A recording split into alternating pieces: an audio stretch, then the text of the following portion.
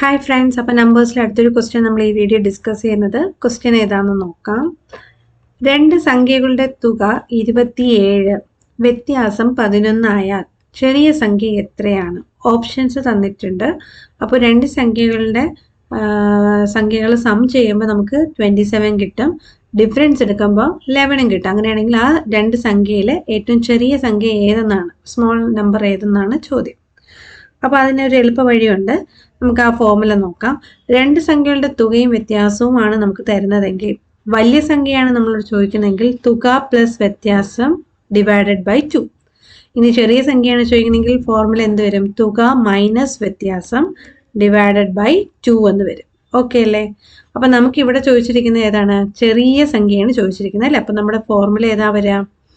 ഇതാണ് നമ്മുടെ ഫോർമുല അല്ലേ? ചെറിയ സംഖ്യ ഈക്വൽ ടു തുക മൈനസ് വ്യത്യാസം ഡിവൈഡഡ് ബൈ 2 എന്ന് വരും.